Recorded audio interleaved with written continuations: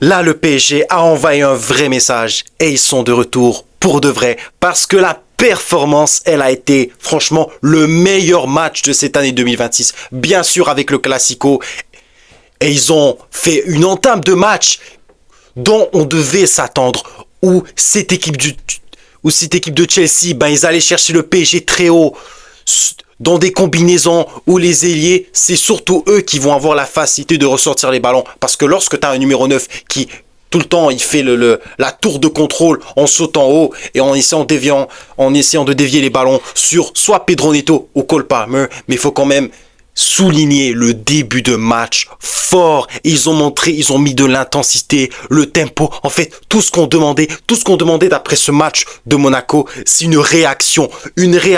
Et là, ils ont été au top, le rendez-vous, et ils ont assumé, même si ça n'a pas été parfait dans tous les compartiments du jeu, ils ont assumé et ils ont mis le feu à cette équipe de Chelsea. Ils ont mis le feu à la défense, au gardien, que je remercie d'ailleurs de cette passe décisive, parce qu'à un moment donné, je sais pas si c'était un match de football ou c'était un match de charité, parce que chaque joueur, il faisait un don. Oh, lui qui donne une passe décisive et l'autre qui donne une passe décisive. C'est formidable ce match-là, parce que j'ai jamais ressenti une équipe autant soudée, qui avait autant faim, et ça se voyait en conférence de presse quand Barcola il a dit on a faim et on veut gagner des matchs. Il l'a montré parce que c'est lui qui marque le premier but, magnifiquement joué. Dembélé qui donne un super bon ballon sur João Neves qui fait une déviation de la tête, et Barcola, quelle frappe, remplie de rage, remplie tout ce qu'il a dit en conférence de presse, il a répondu sur le terrain. Super bon début de match. Barcola,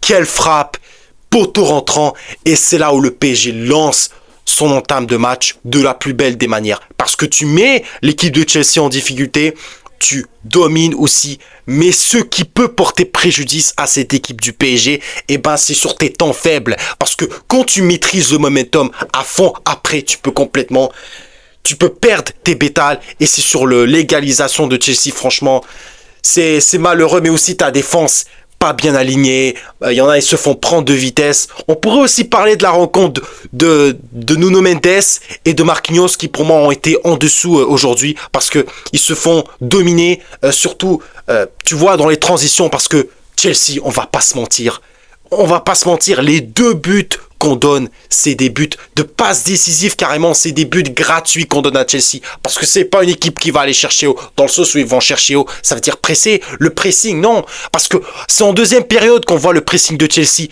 mais le début de match, c'est bon, le PSG maîtrise, mais sur une paire de balles, tu te fais manger, et c'est là où il y a l'égalisation de Chelsea, frappe de Malo Gusto, et malheureusement, Safonov, il capte pas bien le ballon, il la touche, il la dévie carrément, et ça finit dans les filets.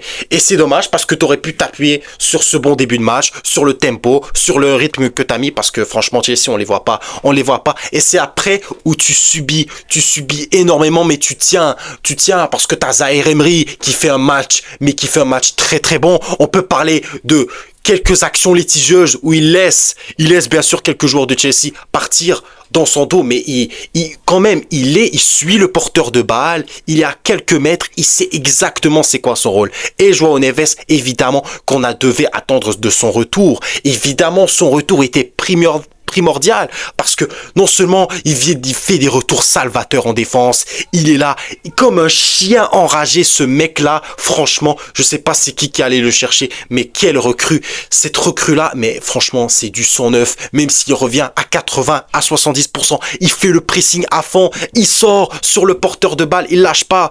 Et la rencontre de João Neves, franchement t'as des joueurs, t'as des individualités en défense et au milieu de terrain qui te sauve en première période, parce que tu aurais vraiment pu concéder. Tu as concédé énormément d'occasions, surtout après le premier quart d'heure.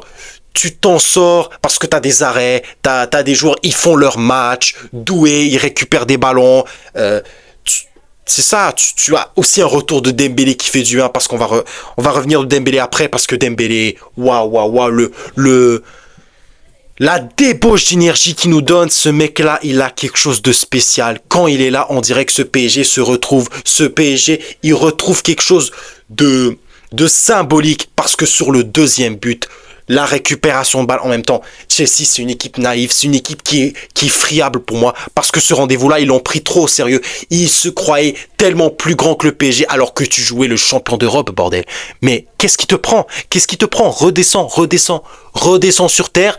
Tu vas être, pour le moment, on va quand même respecter Chelsea, hein, bonne équipe, des bons joueurs, qui sortent bien du pressing. Mais après ça, tu dois regarder les individualités en face, et pour moi, il n'y a pas photo. Dembélé, la passe de Doué, super belle passe en profondeur, passe tranchante. Et on attend de ça de Doué, pas Doué qui fait des dribbles en mode Ronaldinho, en mode Neymar, en mode passe clé.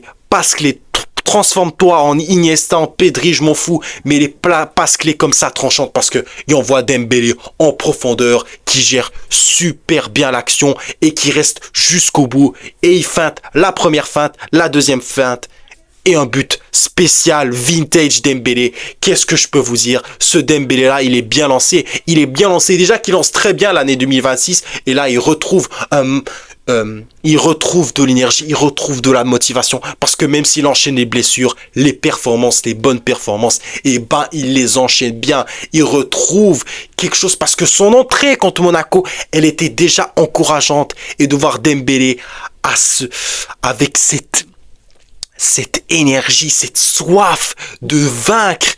Et ce deuxième but-là, il était exceptionnel, franchement, mais j'ai vibré sur ce deuxième but, ça fait du bien pour le PSG aussi, parce que tu as souffert en première période face à un pressing, pas un pressing, mais juste la présence des joueurs de Chelsea, comment en fait leur présence, ça peut vraiment te faire dérégler, ça peut te faire un arrêt cardiaque.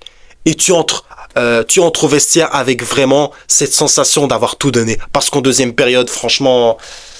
Je sais pas quoi vous dire, parce que t'étais sur un fauteuil carrément. Non, t'étais sur un fauteuil. Tu gérais bien le match. Chelsea, ça t'inquiétait pas trop, c'est vraiment sur tes pertes de balles, sur tes erreurs où tu peux te faire avoir, parce que même en première période, il y a une occasion de Pedro Neto, Marquinhos, mon gars, Marquinhos, je sais pas quoi vous dire, mais ça commence à faire peur, Marquinhos, sur une prise de balle de Pedro Neto, mais franchement, j'allais presque me pisser dessus. Marquinhos qui se fait prendre de vitesse, et là, imagine si Safonos n'était pas là, franchement, le PSG aurait vraiment pu sombrer, couler dans cette rencontre, mais heureusement que tu gardes la tête haute. Et même si en deuxième période, comme j'ai dit, tu encaisses un but. Parce que si vous vous souvenez bien, Nuno Mendes qui essaie de renverser le jeu sur Doué qui perd un ballon et qui fait une erreur, mon gars, c'est pas normal à ce stade de la compétition. En Ligue 1, tu peux faire ça, y a pas de problème. Mais Ligue des Champions, chaque erreur te coûte un but. C'est comme, je sais pas moi, tu perds un truc et ça te coûte de l'argent. Ça coûte de l'argent. C'est pour ça qu'en Ligue des Champions, c'est la compétition la plus intransigeante, la plus injuste. Parce que sur ce but-là, sur cette action-là, tu t'encaisses le deuxième but. Et Chelsea, ils sont bons en quoi? Ils sont bons dans les transitions offensives. Ils sortent très très bien. Et ben bien sûr que tu as des joueurs qui reviennent pas à temps, tu te fais avoir et tout ça, mais Chelsea, ça s'en sort très très bien. Une très belle équipe de Chelsea, très mignonne dans l'ensemble. Mais après ça, tu montes en régime, tu t'es pas évanoui en deuxième période comme tu as fait face à Monaco, à d'autres équipes. Tu as montré un très beau caractère. Et aussi le troisième but, c'est là où on voit ce PSG monter en régime, un PSG qui n'a pas peur de montrer ses imperfections, parce que la saison dernière, tu ne maîtrisais pas toutes tes compartiments de jeu. Là, cette saison, c'est plus compliqué, et tu vois qu'ils retrouvent cet exercice qu'ils savent bien faire, c'est le pressing. Parce que sur le troisième but, on peut quand même remercier le gardien de Chelsea qui fait une passe décisive. Merci frérot, en plus c'est le Ramadan. On croyait vraiment que c'était la fête de l'Aïd, le cadeau de l'Aïd. Un super bon ballon pour Vitinha qui n'a plus à faire qu'une pichenette. Et Vitinha, je peux vous rappeler les statistiques de Vitinha. Je crois que c'est 6, 8 buts, 9 buts en Ligue des Champions cette saison. C'est le meilleur buteur du PSG en Ligue des Champions cette saison. Ok, on le critique, mais c'est le meilleur joueur du PSG cette saison en Ligue des Champions. C'est pas normal. Quand Dembélé était absent, quand Doué était absent, c'est lui qui tenait la baraque, Vitinha. Et même s'il a eu des performances qui étaient inquiétantes, là aujourd'hui, c'est vraiment le match qui fait rassurer tous les joueurs, qui nous fait rassurer parce qu'il y en a qui retrouvent de la confiance. Et ce but c'est carrément une délivrance parce que ensuite tu affaiblis Chelsea, tu sens Chelsea, ça y est, ils sont dégoûtés, ils ont fait plus d'erreurs.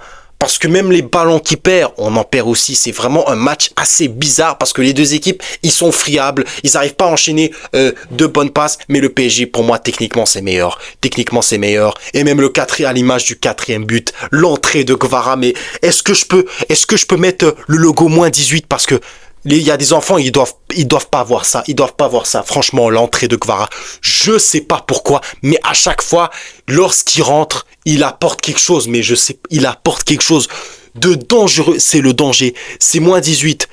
La frappe qu'il envoie, Kvaratskhelia, c'est extraordinaire. Le gardien, il a même pas pu faire une Donnarumma. Il était occupé aux Bahamas à regarder les mouettes qui volent. Mais Kvara, c'est un niveau supérieur quand il est remplaçant. Parce que ça voit pas le jour les Palmer, ou les Pedro Neto, ou les Garnacho, parce que Kvaratskhelia, c'est extraordinaire. C'est extraordinaire. L'entrée du Kangini, c'est extraordinaire. Qu'est-ce que je peux vous dire? Cette équipe du PSG, on dirait que peu importe ce qui se passe en Ligue des Champions, c'est une équipe différente. C'est une équipe qui a une envie d'achever son adversaire. Envie de montrer que personne ne peut leur monter à la tête. Champion d'Europe, qu'est-ce qu'il te faut de plus? Et bien sûr, tu peux le critiquer de temps en temps, mais quand ça répond présent, ça répond présent. C'est bon, il n'y a plus de soucis. C'est bon, tu marques. Et le doublé, c'est à l'image de vraiment le jeu collectif, combinaison Hakimi, Kangin-Lee. Et ils n'ont pas lâché de la première à la 90e minute. Et pour moi, tu mérites ce match. Tu mérites cette victoire totalement. Tu prends une option parce que la semaine prochaine, au Bridge, ça risque d'être stressant. Surtout que de gagner avec un but d'écart. Là, avec 3 buts d'écart, tu es rassuré. Tu es rassuré. Ils nous ont tous rassurés. Et ils se sont rassurés eux-mêmes. Que ça soit Vitinha, que ça soit Dembélé, que ça soit... En fait...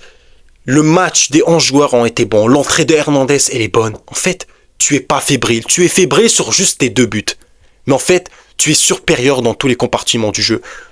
Tu as des joueurs d'expérience. En fait, qu'est-ce qui peut t'empêcher de faire un bon parcours? Même si tu perdais aujourd'hui, en fait, l'envie que tu as montrée, la débauche d'énergie et toutes les qualités que tu as et que tu as illustrées dans cette rencontre-là, franchement, c'est meilleur pour la suite. Et on espère que au moins, au match retour, ils vont essayer d'aller chercher un bon résultat et de ne pas se chier dessus en match retour. S'il vous plaît, ne faites pas comme Aston Villa. On aura besoin de vous parce que le PSG est de retour, les amis. Et il ne faudra pas trembler face à des équipes des équipes moyennes parce que le PSG reste tout de même une très grande équipe d'Europe, surtout dans le précis. En tout cas, merci d'avoir vu cette vidéo jusqu'au bout. N'oubliez pas de liker, de commenter et de vous abonner. Bien sûr, on a un objectif d'atteindre les 300 abonnés ce mois-ci et j'espère qu'on va l'accomplir ensemble. En tout cas, n'oubliez pas, la défaite n'existe pas. On s'en fout les mecs. Ciao!